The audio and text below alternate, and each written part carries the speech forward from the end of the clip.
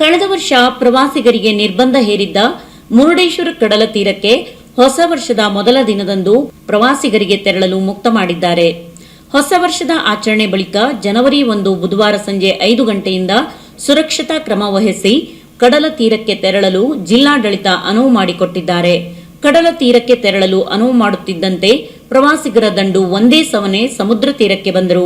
ಇದಕ್ಕೂ ಪೂರ್ವದಲ್ಲಿ ಅಲ್ಲಿನ ಕೆಲ ಅಂಗಡಿಕಾರರು ಮುಂದಿನ ದಿನಗಳಲ್ಲಿ ಯಾವುದೇ ಅಹಿತಕರ ಘಟನೆ ನಡೆಯದಂತೆ ಮುರುಡೇಶ್ವರ ದೇವಸ್ಥಾನಕ್ಕೆ ತೆರಳಿ ಪೂಜೆ ಸಲ್ಲಿಸಿದರು.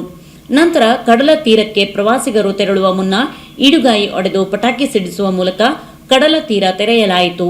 ಸುರಕ್ಷತಾ ದೃಷ್ಟಿಯಿಂದ ಸ್ಪೀಡ್ ಬೋಟ್, 12 ಜನ lifeguard, life jacket, oxygen kits ಹಾಗೂ 250 ಮೀಟರ್ನಲ್ಲಿ ಸ್ವಿಮ್ಮಿಂಗ್ ಝೋನ್ ನಿರ್ಮಾಣ ಮಾಡಿ ಸುರಕ್ಷತಾ ಸಲಕರಣೆಗಳನ್ನು ನೀಡಿದ್ದಾರೆ. ಭಟ್ಕಳ ಸಹಾಯಕ ಆಯುಕ್ತರು ಮುರುಡೇಶ್ವರ ಪೊಲೀಸರಿಗೆ ಕಡಲ ತೀರ ತೆರೆಯಲು ಮೌಖಿಕ ಆದೇಶ ನೀಡಿದ ಬೆನ್ನಲ್ಲೇ ಪೊಲೀಸರು ಕಡಲ ತೀರಕ್ಕೆ ಪ್ರವಾಸಿಗರಿಗೆ ಪ್ರವೇಶಿಸಲು ಬುಧವಾರ ಸಂಜೆಯಿಂದ ಅನುಮತಿ ನೀಡಿದ್ದಾರೆ.